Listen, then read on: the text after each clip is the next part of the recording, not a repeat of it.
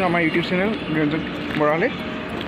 আপোনালোকে যিহেতু গম পাইছে চাগে থাম্বনেইলখন চাই পেলাই আমি ক'ত গৈ আছোঁ।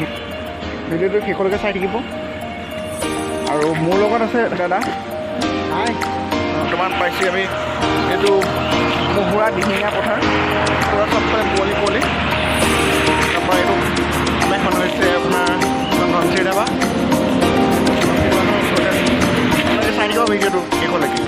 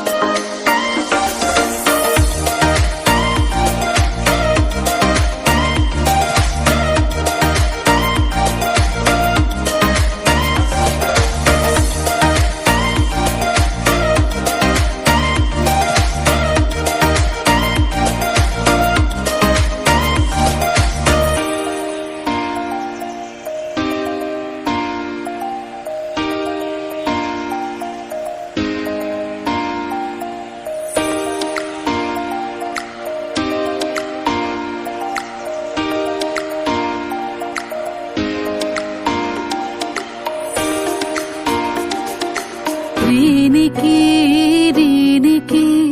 ৰাঙলী বেলিতি জিলিকে মাজুলীতে জেঠৰে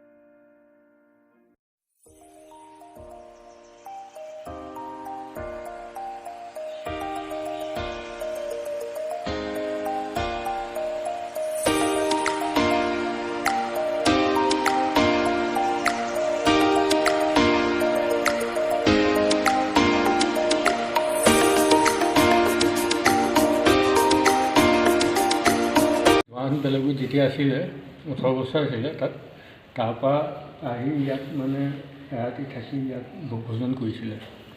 আৰু এই জেগাখনৰ নাম অতীজত আছিলে দিনাপুৰ, তাৰ আগত আছিলে বশিষ্ঠমুনি আশ্ৰম। হয়নে? তাৰপৰা যি গুৰুজনে সপোন দেখিলে এই জেগাখন মানে বৰ পবিত্ৰ ঠাই, সেইকাৰণে আহি ইয়াতে মানে এৰাতি থাকি নিজে জেগাটো বুলি অঁতৰাই ইয়াতে ভোগ মানে অপস্মিতে ভোগ ভোজন কৰিলে হ'ল।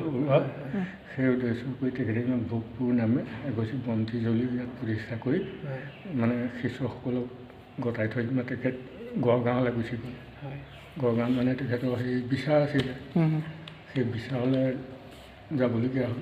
সেইকাৰণে তেখেতে এইপিনে তুমিয়ে দি উজাই গড়গাঁও পালেগৈ। তেতিয়াৰ পৰাই মানে